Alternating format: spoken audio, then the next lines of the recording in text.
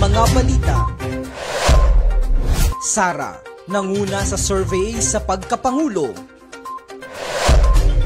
14 na katao sa bayan ng Romblon nasawi dahil sa COVID-19. High value crops, patuloy ang pamamahagi sa mga magsasaka sa Marinduque. COVID-19 update sa probinsya, alamin. Tunisia, may bagong babaeng Prime Minister. Pacquiao, formal nang inanunsyo ang pagreretiro sa boxing. Kuya Kim, lilipat sa GMA. Mang Tani, papalitan. 150 barko ng China nasa West Philippine Sea. Update sa lagay ng panahon sa Marinduque. Alamin.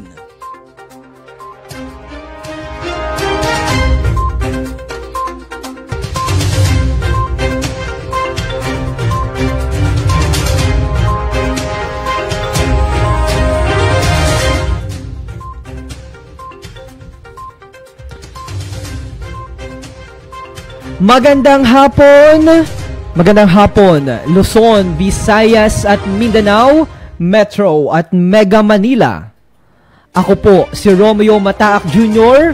at ito po ang balitaan sa sentro ng Pilipinas.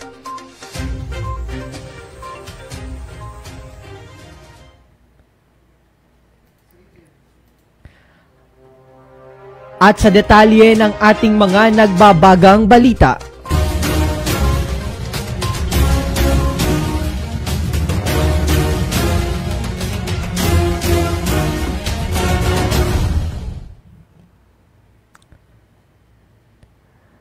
Nanguna sa pinakabagong survey ng Pulse Asia, si Davao City Mayor Sara Duterte, na nais ng mayorya ng mga Pilipino na maging susunod na Pangulo ng bansa. Sa nasabing survey, bagamat bumaba ng 8%, ay nananatiling nangunguna si Sara sa mga potensyal na kandidato sa pagkapangulo sa nakuhang 20%. Ang survey ay isinagawa sa 1,200 respondents mula Setyembre 6 hanggang Setyembre 11, 2021. Pumangalawa si dating Senador Ferdinand Bongbong Marcos na nakakuha naman ng 15%, habang pangatlo si Manila Mayor Isko Moreno na nakakuha naman ng 13%. Nauna nang sinabi ni Sara na hindi siya tatakbo sa pagkapangulo kung tatanggapin ng kanyang ama ang nominasyon sa pagtakbong vice-presidente ng bansa. May kasunduan na niya sa kanilang pamilya na isang Duterte lamang ang tatakbo sa pinakamataas na posisyon sa gobyerno.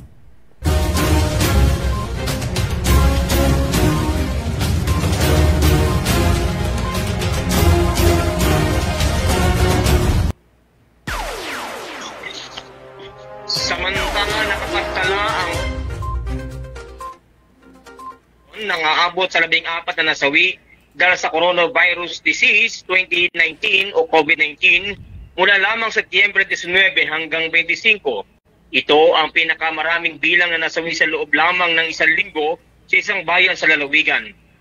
Batay sa ulat ng Romblon RHU, pinakamaraming nasawi noong Biyernes, Setyembre 24, kung saan 5 katao ang nasawi dahil sa virus. Sa kabuuan, naabot ng 34 ang nasawi sa bayan mula sa nang pumutok ang pandemya, 25 ang nagpositibo sa rapid antigen test at 9 naman ang nagpositibo gamit ang RT-PCR test.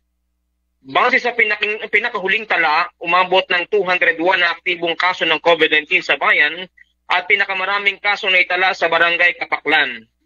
Nakipag-ugnayan ang Romblon News Network sa opisina ni Mayor Gerald Montojo, kaugnay ng dumaraming naitatalang nasawi dahil sa corona sa kailang bayan, ngunit hindi pa ito sumasagot sa aming mensahe. Sa huling ulat ng RH Romblon, mayroong aabot sa 3,914 lamang sa bayan ang fully vaccinated laban sa virus.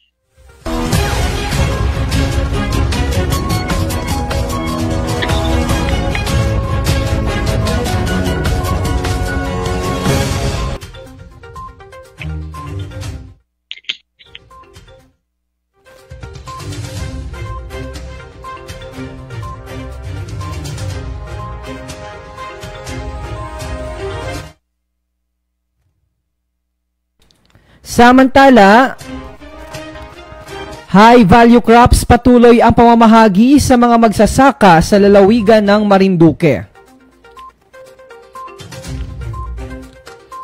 Patuloy ang pamamahagi ng high value crops ng pamahalaang panlalawigan ng Marinduque bilang suporta sa mga magsasaka, katuwang ang Department of Agriculture at Provincial Agriculture Office. Mahigit 100 magsasaka ang binigyan ng 20,000 na cacao seedlings mula naman sa iba't ibang Cacao Farmers Association sa 6 na bayan ng Marinduque. Namahagi rin ang pamahalaang panlalawigan ng 108 kilos ng glutinous at sweet pearl na mais. Layo ng programa na pataasin ang produksyon at kita ng mga benepisyaryong magsasaka. Ayon sa mensahe ng gobernador, hangad din ng pamahalaang panlalawigan na mabigyan ng alternatibong hanapbuhay ang mga mamamayan.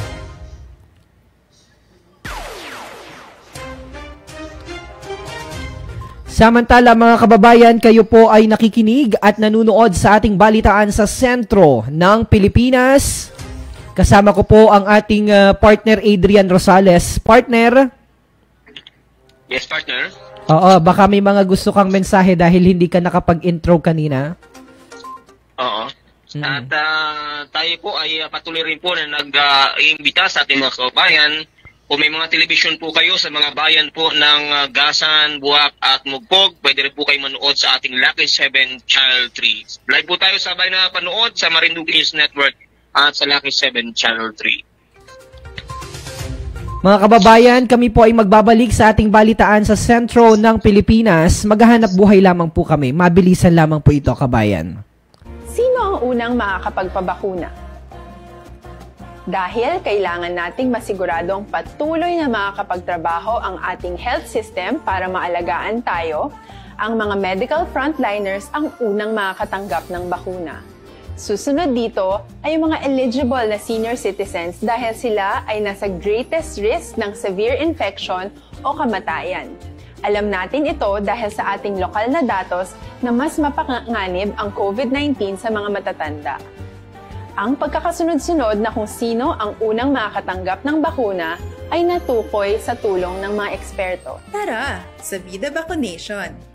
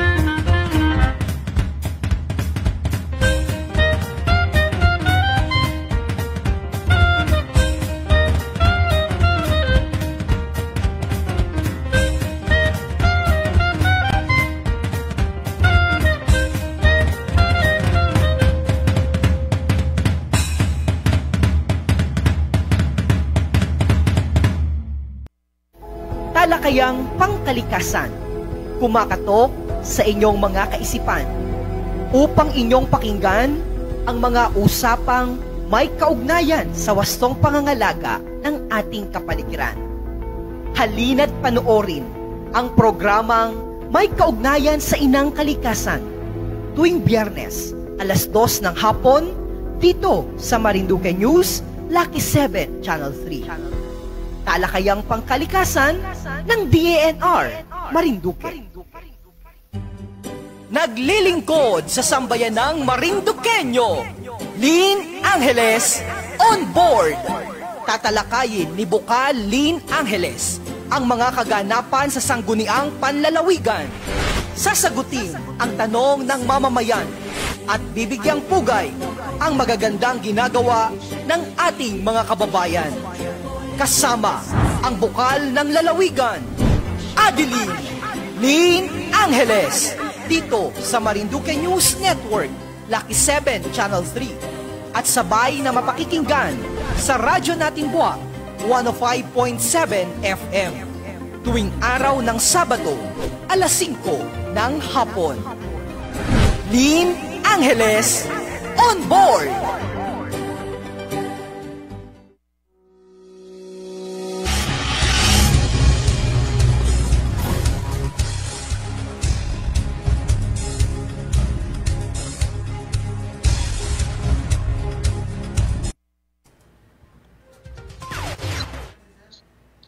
Samantala, isang mabagandang balita sapagkat walang nadagdag sa bagong kaso ng COVID-19 sa ating lalawigan. Ito sa pinakahuling report ng Provincial Health Office na may date na September 28, 2021. Merong aabot na 414 COVID-19 active cases sa probinsya, 31 sa Santa Cruz, at meron namang 42 sa Torrijos, 100 sa Buac, 52 sa Mugpug, 82 sa Gasan at 107 sa Buenavista. Merong aabot sa 2,323 na ang kabuang gumaling mula sa kabuang 2,872 na tinamaan ng sakit. Wala namang naitalang namatay ngayong araw mula sa kabuang 135 na nasawi sa ating lalawigan.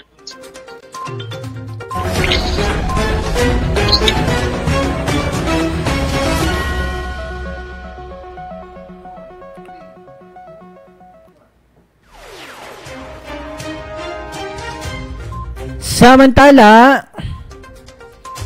nagtalaga ng Pangulo ang bansang Tunisia ng kauna-unahang babaeng Prime Minister. Si Najla Boudin Romdan ang itinuring na kauna-unahang babaeng Prime Minister sa Arab world na itinalaga ni Tunisian President Kais Saied. Sinabi ni Said na ang pagtatalaga kay Romdan ay isang pagkilala sa mga kababaihan ng Tunisia.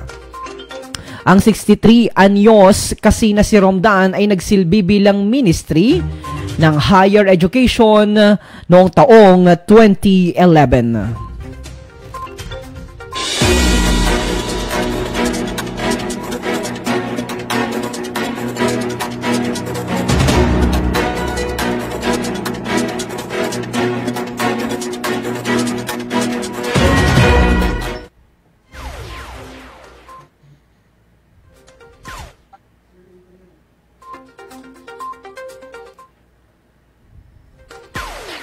Samantala, formal nang inanunsyo ngayon ni Senador Manny Pacquiao ang kanyang tuluyang pagreretiro sa pagboboxing.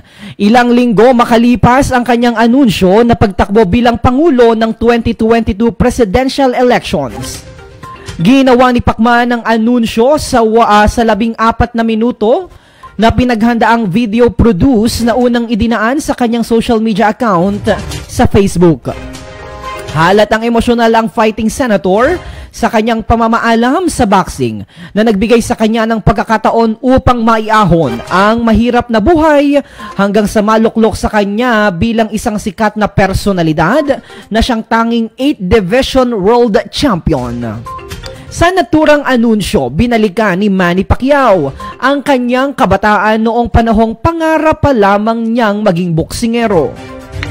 Marami rin itong mga pangalan na inisa-isa na naging bahagi ng kanyang karera sa nakalipas na 4 na dekada. Hanggang sa marating ang kanyang kinalalagyan ngayon. Inamin din ng pambansang kamao na hindi niya akalain na darating ang panahon na mamamaalam siya sa pagboboxing. Naikwento rin ni Pacquiao na halos hindi rin siya makapaniwala sa kanyang nagawa sa pagboboxing. Kabilang na ang pinakamatanda sa edad na 42 anyos na naging welterweight champion. Nasungkit din ang 12 major title sa 8 division sa boxing. Kung matatandaan po ninyo, ang naging huling laban ni Pacman ay noong August 22, kung saan tinalo siya via unanimous decision ng Cuban champion na si Yordenis Ugas sa Las Vegas. Samantala, sa pagtatapos ng karera ni Pacquiao, hawak niya ang 62-8-2 win-loss-draw record.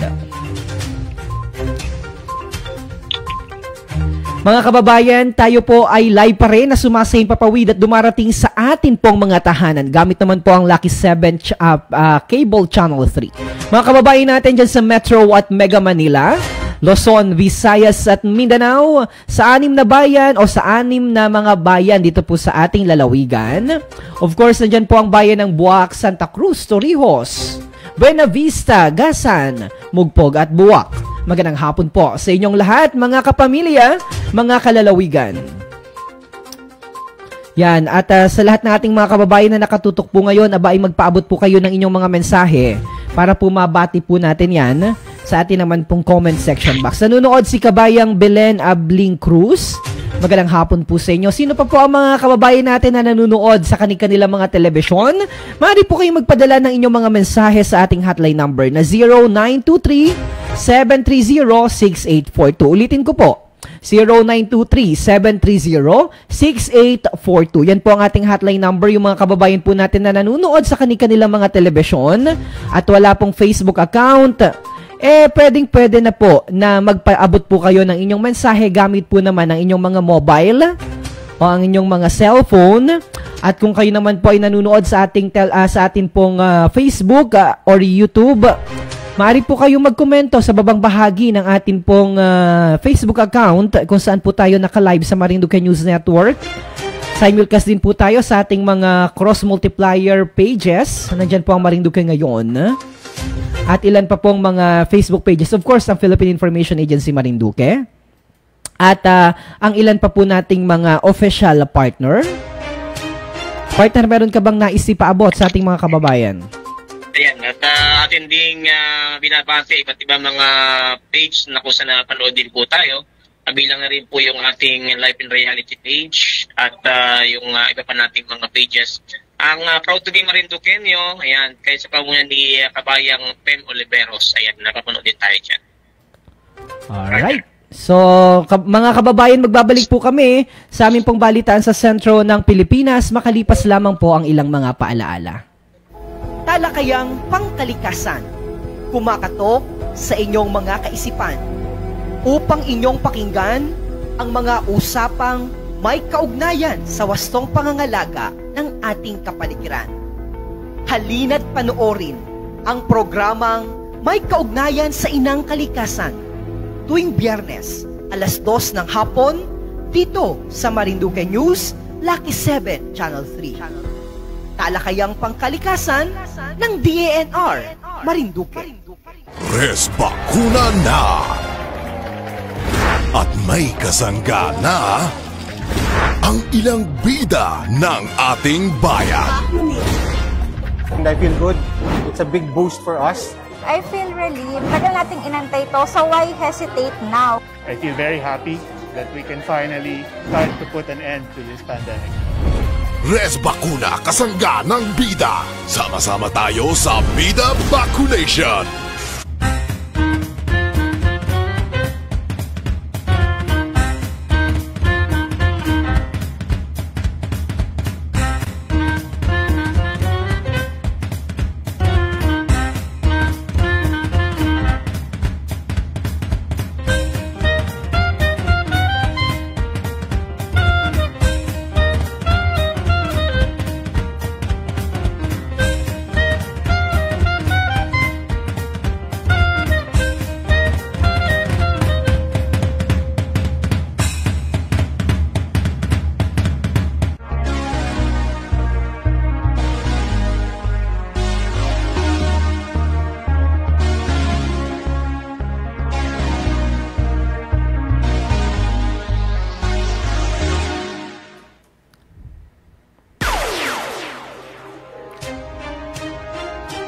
Samantala, nakatanggap ng impormasyon ang atin pong isa sa mga kaibigan tungkol sa napipintong paglipat ni Kim Atienza sa GMA. Ito po ay si Kuya Kim. Kung tawagin, si Kim ang tagaulat ng panahon sa TV Patrol, ang early evening news program ng ABS-CBN. Naulinigan umano ang paglipat ni Kim sa Kapuso Network. Isang pang-araw-araw na programa raw ang iho-host nito o isang segment ng Daily Show. Taong 1987, noong magsimula ng TV career si Kim sa RPN 9. Samantala, taong 2005 naman nang pumalit siya kay Ernie Baron bilang weather forecaster ng pumanaw ito. Makalipas po ang 3 taon noong 2008 nang mag-host si Kim ng environmental science program na Matanglawin. Ang tagal na pala nitong programang ito. On the side, naging bahagi rin siya ng It's Showtime at Umagang Kay Ganda. Yan, sana lamang sa paglipat talaga nitong si Kim sa GMA ay huwag siya ang ipalit kay Mang Tani na resident meteorologist ng 24 oras sa weather forecast naman na segment nito. Dahil alam nyo naman po, in fairness naman po talaga, mahusay at maganda rin po ang performance ni Mang Tani na isang authority sa kanyang larangan.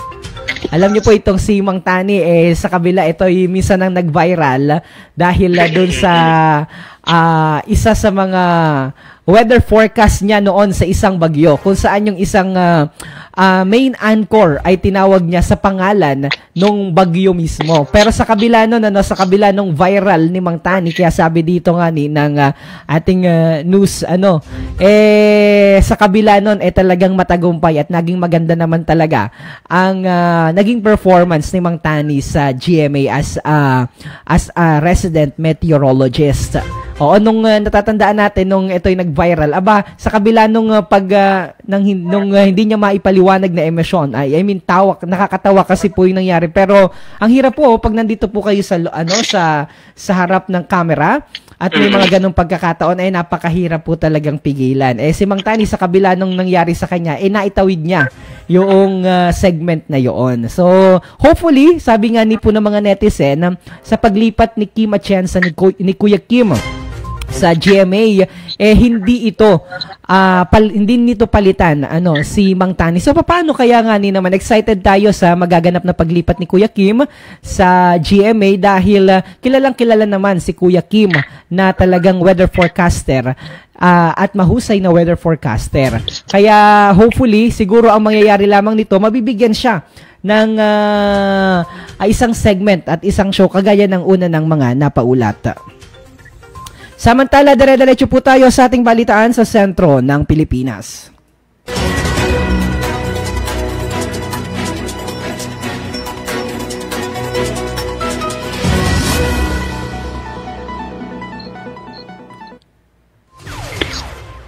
Samantala, tinatayang 150 na barko ng China ang nasa West Philippine Sea sa deliberasyon ng budget ng National Security Council o NSC at National Intelligence Coordinating Agency o NICA. Ngayong Miyerkules, nagtanong si Gabriela Representative Arlene Brosas kaugnay ng mga barko ng China na nasa West Philippine Sea. Sinabi ni Muntinlupa Representative Rocky Biason, sponsor ng budget ng NASA at ng NICA, na mayroong mga barko ng China sa West Philippine Sea at ito ay binabantayan ng mga sakyang pandagat ng Pilipinas.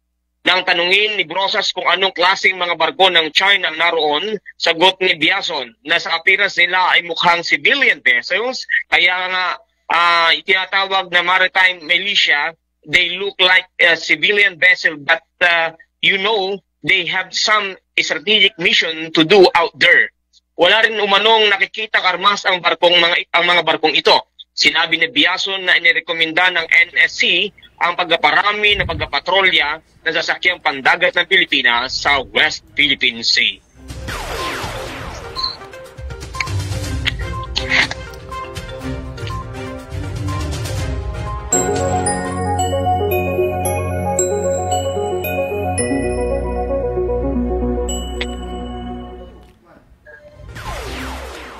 Samantala, sa lagay naman po ng panahon sa lalawigan, bahagyang maulap hanggang sa maulap na kalangitan na may pulupulong pag-ulan o pagkidlat, pagkulog ang iiral sa rehiyong Bicol, Hilagang Samar, sa Oriental Mindoro, dito po sa lalawigan ng Marinduque at Romblon. Mahina naman hanggang sa katamtamang hangin mula sa Timog Kanluran ang iiral sa mga lugar na ito na may banayad hanggang sa katamtaman na pag-alon ng karagatan. Ang araw po ay lulubog alas 5:43 ng isang magandang hapon. Samantala mga kababayan, ilang araw na po nating nararanasan yung medyo foggy na kapaligiran dito po sa bayan ng Buwak na nagdudulot ng sobrang alungahit na kapaligiran. Hindi ko lamang alam dyan sa bahagi ng Gasan kung ano ang sitwasyon dahil talagang pag lumabas ka ho, napakainit dito sa bayan ng Buwak sa mga pagkakataong ito. Kumusta naman dyan, partner? Dito, partner, the same sa nararanasan nyo dyan at parang yung hininga mo, nahihirapan ka dahil sobrang mainit, walang hangin, tapos sobrang alingahin din ang ating nararanasan dito. Oo, tanungin kaya natin yung mga kababayan natin dyan sa bahagi ng Torrijos, bahagi ng Santa Cruz, bahagi ng Buena Vista, bahagi ng Mugpog. Ano po ang sitwasyon ng inyong kapaligiran dyan sa mga oras na ito, mga kababayan? Alright, pasadahan muna natin ng ilang mga pagbati dahil napakarami nating mga pagbati na ating bibigyan ng sabi nga ni ay voice out natin ngayon yung kanilang mga pagbati. Sa lahat ating mga kababayan na nanonood dyan sa Amerika, ano po ang aking Uncle June at Auntie Vilma. Gayon din ang ating mga kababayan naman dyan sa Europa. Nandyan sa Germany, si kabayang Laila Morillo Perder. At gayon din ang ating mga kababayan pa rin na nandyan naman sa bahagi ng Hong Kong. Nandyan si Ate Minalyn Palma at si Ate Nenet Patetico. Samantala sa bahagi naman ng sa gitnang silangan, nandyan naman si Cathy Pilar. At ang ating pang mga kababayan sa bahagi naman ng Japan, kabayang Rowena Soto Sato. Yan. At gayon din sa M. Luelier Express ay nandyan naman ang aming kasamang si Jason Malalad Hermosa sa Buena Vista Branch. Partner, meron ka bang mga pagbati? At binabati rin natin ang aking relatives diyan sa bahagi naman ng Santo Tomas, Batangas. Ayan, at ang Rosales family sa Calamba, Laguna. Ganun din ang ating mga kababayan sa Taiwan at maging sa Hong Kong. Magandang hapon po, maligayang panonood. Sa aking pinsan dyan sa Pescara, Italia, Annalyn Alcantara, Ate Biwing. Alright, at dumadagundong daw tayo sa Facebook ni kabayang Adrian Dagli, nanonood mula sa Victoria Oriental, Mindoro. Kumusta po ang COVID-19 update dyan sa Victoria, kabayan? Kumusta po ang panahon nyo dyan, Adrian Dagli? Nakakalabas po ba kayo ng inyong mga tahanan? Mas marami ho ba ang kaso dyan ng COVID-19? Sana naman po ay mababalaang. Samantala, base sa huling tala ng Provincial Health Office, napakataas at talagang nanguna na ngayon ang bayan ng Buena Vista. Kung dati, ang bayan ng Buena Vista ang pinakahuli at pinakakonti ang kaso, mga naitalang kaso ng COVID-19, ngayon naman po ito ng bayan ng Buena Vista ang nangunguna sa may pinakamaraming kaso ng COVID-19 sa buong lalawigan. Ng 107 po yung naitala dyan, naungusan, parang basketball lamang ito. Naungusan ang bayan ng Buwak. Sana naman ay kita ay maglaban sa parliitan, hindi sa paramihan. Samantala, ating binibigyan ng commendation ang bahagi naman ng bayan ng Santa Cruz sa panguna ng kanilang kakatuwa naman itong bayan ng Santa Cruz, Mayor Tonton Uy, ano pong ginawa ninyo dyan? At bakit ano ang mga ginawa nyo? Baka you can share some best practices para naman maipaabot natin sa ilang mga munisipalidad. Bakit ngayon? Ang baba na po at kayo na po ang pinakamababa na mayroong kaso ng COVID-19. Siguro it's about time na mag-share ng mga best practices ng ating mga LGUs para naman i-adapt ito eventually nang unti-unti na talaga nating mapababa ang kaso ng COVID-19 sa probinsya. Ngayon din, special shoutout din sa bahagi naman ng bayan ng Torrijos dahil sa kasalukuyan ay nakapagtala sila ng ang bayan ng Torrijos mayroong 42 at pangalawa ito sa may pinakakonti na mga kaso ng COVID-19. Gayun din bibigyan ko lamang po at kukunin ko po ang pagkakataon na ito. Bibigyan pugay po natin, direct yan, ito may pagtatama or should I say some further clarification dahil kahapon nga ni po ay nakapanayam natin si Police Lieutenant John Pajarillo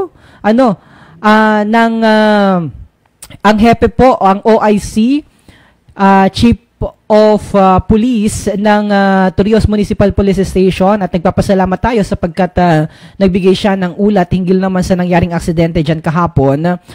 Subalit bibigyan din natin ng pagkakataon na ma-acknowledge din ang grupo po ng mga taga first responder dyan po sa bayan ng sa Barangay Buangan, sa bayan po ng Torrijos, sa panguna naman ni Ate Annabella Ojeda Rio Florido. Ito po yung midwife na nakita natin doon sa mga larawan na nag-circulate kahapon online, kung saan ay may tumulong po dito na babae na nakapuyod. Kung matatandaan po ninyo, ito po ang pangalan po nito ay si Ate Annabel Ojeda Rio Florido, na isang midwife dyan po sa aming barangay. At actually, sila po yung unang nagresponde talaga. Kasama po yung sekretary ng barangay na si Mr. Felix Padilla, at gayon din si Kuya Norman, si Kuya Norman de Luna, na anak ni Tia Nor. So sila yung mga unang nagresponde at talagang tumulong na maagapan yung nangyaring pagsalpuk naman nitong motorsiklo sa isang truck dyan po sa may pakurbang or kurbadang bahagi sa Barangay Buangan, malapit po dyan sa baybahay naman ni Lola Benny. Medyo particular po kasi ako at alam ko ang lugar na yan dahil taga-riyan po ako sa Barangay Buangan. At yung mga pangalan po na binanggit ko kanina ay akin pong mga kamag-anakan. Kaya ako po ay nagpapasalamat din sa kanila sapagkat sila po yung mga unang tumugon at unang nagbigay ng immediate, sabi nga ni po, immediate response para po dito sa isa naming kapitbahay na si Kakilyo Rondina. Na ngayon nga ni po sa kasamaang palad ay nakaburol na doon sa may aming kapitbahay po kasi namin ito, tapat ng bahay namin sa upper part. Nandyan po yung bahay at kinumusta ko nga ni bukas daw po ito ililibing. So sana'y mabigyan kita ng pagkakataon para makipaglibing bukas dahil tunay nga po na yan po ay yung isa po sa mga namatay, talagang sobrang lapit po sa amin yan. Kaya nalulungkot po kami. Napakabata pa po niyan at napakabata pa rin po ng mga anak. Yung naka-stripe na nakikita po ninyo dyan, yan po yan, kitang-kita ko po, naawa ko, hindi ko sukat akalain na ganyan po ang kanyang kahihinatnan sa kabila ng pag-alis ko po sa aming tahanan kapag malabas na yung sasakyan, siyang nakikita ko at sabihin sa akin na saan ka na, mapasok ka na baga. Oo, tapos eventually nakakalungkot tong isipin na makikita ko siya diyan sa telebisyon at dito po at bukas makalawa pala. Hindi ko sukat talaga akalain na siya'y magbabalita at isa sa mga ibabalita ko dito po sa ating balitaan. So I cannot really imagine itong nangyari sa kahindik-hindik na sitwasyon na naganap po diyan sa aming barangay. Kaya sa lahat po ng ating mga kababayan, lalong-lalo na po ang mga motorista, palagi po kayong mag-ingat mga kababayan. As much as possible, pag ako po yung nag-drive, talagang I see to it, pag ako po yung nakasakay sa motorsiklo, o sa isang sasakyan, o halimbawa 4 wheels man, kung ako yung nakasakay sa 4 wheels, I see to it na ako po ay naka seatbelt. And always, yung mga kasama ko, talagang lagi ko silang pinagsi-seatbelt, lalong-lalo na po yung nasa harap na bahagi. And also, yung mga, lalong-lalo na rin po yung mga motorista, yung mga drive ng mga motor, kailangan nyo po talagang mag-ingat, mga kababayan. Kahit na maigsi laang po yung patutunguhan ninyo, kahit na malapit lamang, yung bahay na pupuntahan po ninyo o yung lugar na pupuntahan po ninyo, see to it na mag-helmet dahil hindi nyo po alam kung kailan po kayo atawagin ng aksidente o ng disgrasya. So, wag nyo na pong ipagpalit ang isang napakahalagang buhay natin para sa mga ganyang mga pagkakataon. Lagi po kayong mag-helmet Yun po talaga ang magiging pananggalang ninyo. Dahil nung ako po'y na-aksidente, yan talaga rin ang nagbigay sa akin ng pagkakataon na mabuhay muli. Dahil ako nung na-experience ko dyan sa may barangay Marlanga, talagang sumuot ako sa tricycle. Pero dahil sa naka-full gear ako, wala pong nangyari sa akin. Nagkaroon lamang ako ng disgrasya dito pala. Pero dahil sa naka-helmet ako, mas naligtas ako dahil kapag ulo po ang napuruhan, talagang ang buhay ho natin ay siguradong kukunin kung hindi natin ito pag-iingatan, partner. At sa ating mga kababayan, lalo na po yung gumagamit ng motorsiklo, dahil na dalawa nga lang ang gulong, talagang once na tayo po yung sumakay dyan, asahan natin na kumbaga sabi nga nung natanda ay ang isang paa natin ay nasa pakabig. Po. At wag nating sabihin na tayo rin na nag-iingat dahil may mga kababayan din tayo na hindi naman nag-iingat.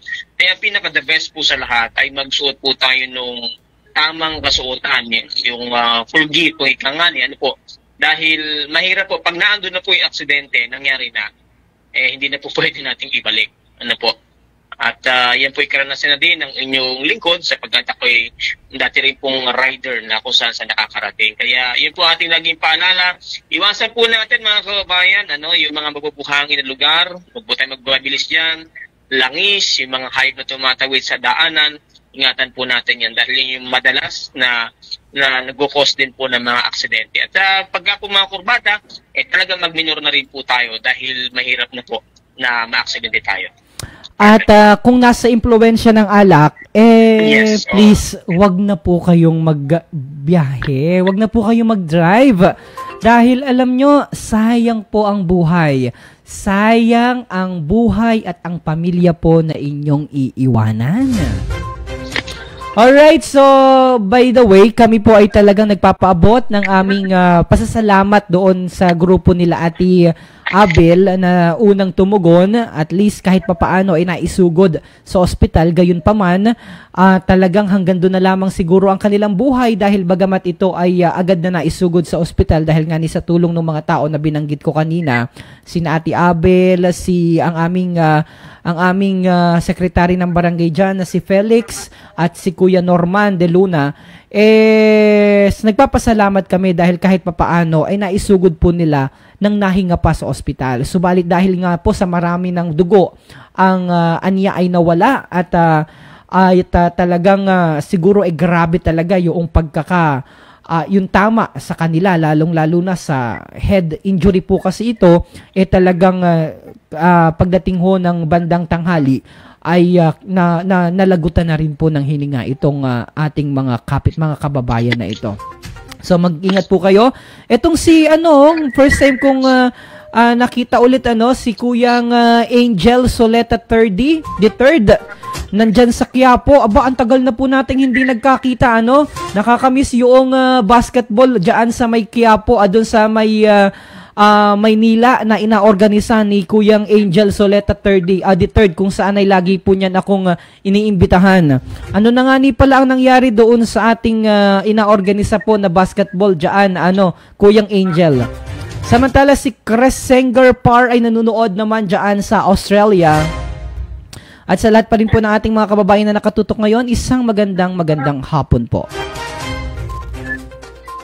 Ito magbigay muna tayo ng ilang updates sa atin naman pong sitwasyon at lagay eleksyon. Ito pong si Vice President Leni Robredo ay napili po ng koalisyong One Sambayan para po tumakbong presidente sa halalan 2022.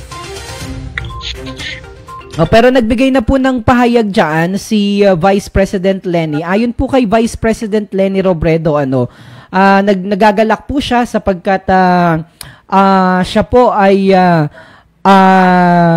opisyal nang napili ng nasabing koalisyon, ang One Sambayan.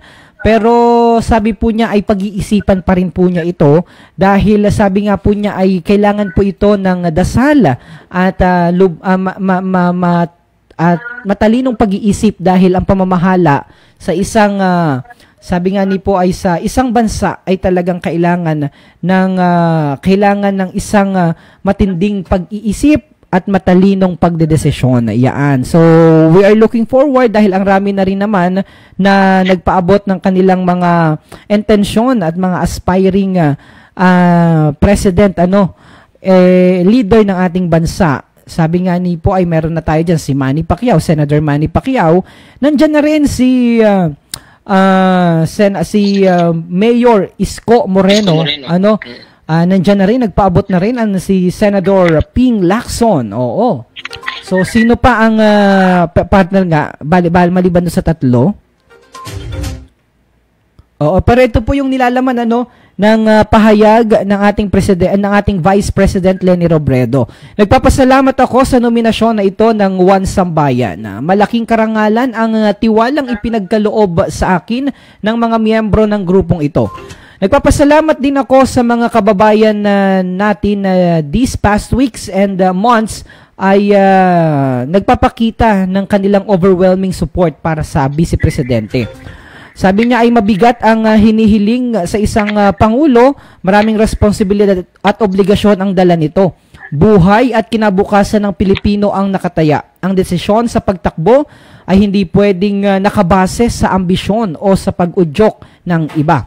Sa loob ito dapat manggagaling, dala ng pagharap sa lahat ng konsiderasyon at malalim na pagsusuri sa sitwasyon. Mula tayo sa tungkulin natin bilang pinuno at Pilipino at taimtim na pagninilay at pagdarasal ang ginagawa natin. Sa mga susunod na araw, samahan po ninyo akong magdasal pa that our decision will be what is best for our country. Muli, maraming salamat po sa inyong tiwala. Yan po ang bahagi ng pahayag ni Vice President Leni Robredo. Alright, at may mga matutunog na mga pangalan kaparehas ni Sara Duterte, Inday Sara Duterte, na nangunguna ngayon sa survey. And nandyan din si dating Senador Ferdinand Bongbong Marcos. Hanggang sa kasalukuyan hindi pa rin natin alam kung kakandidato nga ba sa pagka-presidente ng bansa. Alright mga kababayan, sumapit na po ang oras para tayo pansamantalang magpaalam. Maraming salamat po sa inyong palagiang pagsuporta at pagtutok sa atin naman pong balitaan sa sentro ng Pilipinas at sa lahat po ng mga programang ini-ere namin dito po sa Marinduque News Network, Philippine Information Agency Marinduque, sa pamamagitan naman po ng Lucky 7 Channel 3. Partner. Okay, partner? Yes, go ahead. Okay, at siguro partner, paalam na po tayo. Ay, nakalimutan natin, meron pa po tayong pagkain pangkaluluwa, ha? Nakibasa na partner yung ating pagkain pangkaluluwa. Oo, sige po. Sabi dito, nasusulat, datapwat maging tagapagtupad kayo ng salita at huwag tagapakinig lamang na inyong dinaraya ang inyong sarili. Base po yan sa Santiago 1, chapter 1, verse 22. Ulitin po natin, datapwat maging tagapagtupad kayo ng salita at huwag tagapagpakinig lamang na inyong dinaraya ang inyong sarili. Ano ba ang pwede nating sabi nga ni po ay pagkakaunawa dito, partner, dahil alam niyo po itong aking kasama dito, isang dating pastor. Ano ba ang iyong pagkakaunawa? Dahil parang medyo malalim itong sinasabi sa Santiago, sa aklat ni Santiago na ito. Medyo malalim talaga yun, partner, ano? Kasi marami mga tao na bagaman alami mabuti, pero kung hindi nga ginagawa, nagiging walang kabuluhan din, ano? Parang takikinig yan, parang estudyante, kung hindi naman natin ginagawa, napapakinggan natin, nagiging walang kabuluhan yung ating napapakinggan. At parang ano rin yan, kasamahan din po yan noong sa kabila ng mga pagpapaalaala sa atin, ano, hindi lamang sa pagiging isang estudyante, sa kabila ng mga pagpapaalala sa atin bilang isang mamamayan, sa kabila ng pagpapaalala sa atin bilang isang anak, sa kabila ng pagpapaalala sa atin bilang isang asawa kung mayroon man, at sa kabila ng pagpapaalala sa atin ng ating mga kaibigan, lalo tigit ng ating mga magulang, partner. Kung yan naman ay hindi natin papaniwalaan dahil ang nais natin ay yung sa atin, ay all those things are useless. Oo. So, at the end of the day, sana yung tama at nararapat ang lagi nating maging desisyon. At siguro dapat ang pinakamahalaga dyan, partner, kagaya nung sabi nga ni Vice President Leni Robredo, maikon ko lamang, partner, hindi ito doon sa kung ano lamang yung naririnig natin at sinasabi ng iba, yung kanya daw pagtakbo. Nakaangkla daw yun sa kung ano yung nasa loob niya at kung ano yung sabi nga ni ay yung kinuha niya yung lakas sa Panginoon. So doon nakaangkla dapat at nakasentro dapat doon sa ano ba yung nais at hangad sa atin ng Panginoon. Saka partner, parang in connection yan doon sa ang naniniwala sa sabi-sabi, walang bait sa sarili. True enough. Kumbaga, kung ikaw ay kakahangad sa kandidato ka dahil sabi lang ng iba at wala naman sa kalooban mo, mali yung ganong paniniwala. No? Kumbaga, kung ikaw mismo sa sarili mo, kung alam mo yung tama, yun ang gawin mo. Lalo na kung yan ay nakakabuti sa iyong kapwa at yan ay ayon sa salita ng Panginoon. Alright, so again, tayo po ay isang araw na lamang ulit at Friday na, napakabilis ang panahon. Ilang tulog na lamang baga at how many days before Christmas nga ni pala, pakintingnan daw nga ni natin kung ilang tulog na lamang bago sumapit ang Pasko. Countdown nga ni kita, how many? Oo, how many? 90 days before Christmas. Ang bilis ng panahon. Imagine that this coming tomorrow, is already October, month of October na tomorrow. So, ang bilis talaga ng panahon, mga kababayan. Sana ang bawat isa malagpasan po natin ang sama-sama ang taong ito. Huwag pong mabitaw, ha? Yung mga kalusugan po ninyo, ingatan po ninyo palagi, laging sumunod sa mga minimum health protocols. At the same time, ingatan po ninyo ang inyong mga sarili. And also, mamaya din po pala, continuous pa ba yung pagboto para sa ating kinatawa naman ng Miss Universe Philippines 2021? Mamaya po ang tabayanan po pala, ang coronation night ng Miss Universe Philippines 2021. Live po yan sa Bohol. Pero bago po kayo tumutok dyan, tutukan po ninyo mamaya, mga kababayan, ang amin naman pong programa. Dahil kasabay po yan, 6:30 po ng gabi, ang live telecast ng coronation night ng Miss Universe Philippines 2021, kung saan nakaka-proud dahil kapiling at makakasama po dyan ang kinatawa naman po sa napakahabang pagkakataon na hindi nakakabilang ang atin pong lalawigan sa ganyang prestihiyosong patimpalak pampagandahan ay sa taong ito ay mayroong isang magandang Marindokenya na makakabilang po dyan at makikipagtagisan ng galing, husay at kagandahan sa Miss Universe Philippines 2021. Walang iba po kundi si Simone Nadine Bornilia mula po sa bayan ng Mugpog. Pero bago po kayo tumutok dyan, mga kababayan, tutukan nyo rin po ang amin pong programa naman ni Governor Presby Velasco kasama po si Speaker Lord Alan Velasco. Mamaya din po yan, 6:30 po ng gabi. Makakapiling naman po natin ang amin pong magiging guest ay ang Provincial Director naman po ng TESDA Marinduque, si Provincial Director Zoraida Amper. So tutukan nyo po yan. Mahalaga po, mga kababayan, na tumutok kayo mamaya. Bakit? Dahil una, i-announce po ni Governor ang bagong executive order hinggil naman po sa quarantine kategory ng ating lalawigan. Mamaya po yan, may bago pong executive order na ilalabas po ang pamahalaang panlalawigan. Pangalawa, yung mga may gusto pong pumasok sa TESDA, antabayanan po dahil marami rin pong announcement ang atin pong guest na si Provincial Director Zoraida Amper. Ayan po. And then afterwards, so nung programa namin, saka po kayo manood ng coronation night naman ng Miss Universe Philippines 2021 dahil kailangan po natin suportahan doon ang atin naman pong pambato ng lalawigan, si Simone Nadine Bornilia, partner. Okay, partner. Alright, sa pagkakataon pong ito mga kababayan, tayo po ay pansamantala ng magpapaalam. Maraming salamat po sa lahat po ng inyong perming inagawang pagmamahal at pagsuporta sa atin pong mga programa. Lagi po kayong mag-ingat. Wala akong duda, sabi ni Ariel, kayang-kaya yan nitong si Simone Nadine Bornelia. And last na pala, continuous pala yung botohan hanggang alas 7 daw ng gabi. Kaya pwede pa po kayong humabol, punta lamang po kayo sa application ng Lazada ba yun?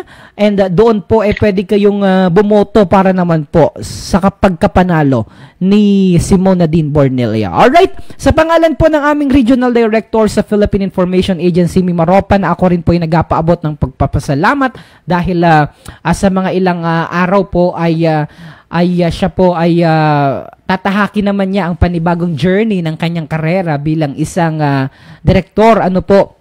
Si Regional Director Joey Alagaran III.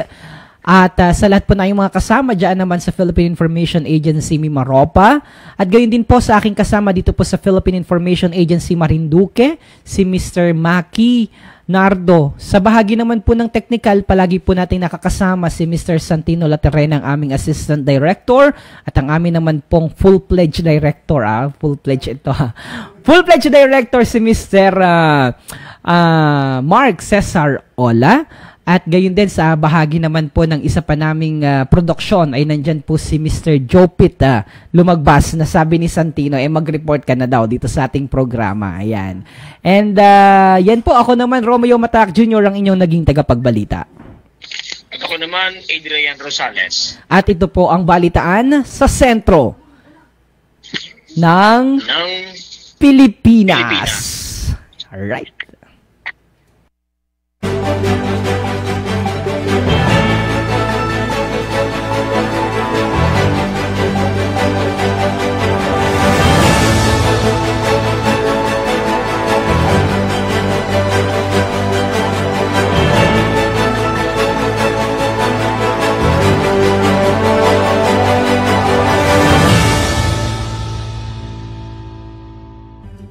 Naglilingkod sa sambayan ng Marinduqueño, Lynn Angeles on board. Tatalakayin ni Bukal Lynn Angeles ang mga kaganapan sa sangguniang panlalawigan. Sasagutin ang tanong ng mamamayan at bibigyang pugay ang magagandang ginagawa ng ating mga kababayan. Kasama ang Bukal ng Lalawigan, Adeline Lynn Angeles, dito sa Marinduque News Network, Lucky 7 Channel 3, at sabay na mapakikinggan sa radyo nating buwak 105.7 FM tuwing araw ng Sabado alas 5 ng hapon. Lynn Angeles on board!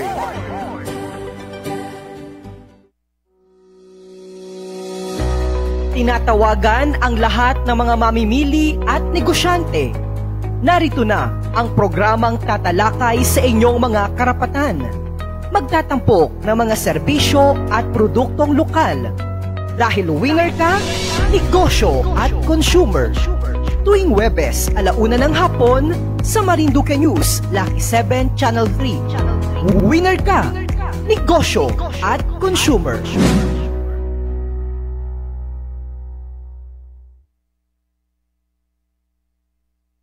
Talakayang pangkalikasan, kumakatok sa inyong mga kaisipan upang inyong pakinggan ang mga usapang may kaugnayan sa wastong pangangalaga ng ating kapaligiran. Halina't panoorin ang programang may kaugnayan sa inang kalikasan tuwing Biyernes, 2:00 ng hapon dito sa Marinduque News, Lucky 7 Channel 3. Talakayang pangkalikasan ng DANR Marinduque.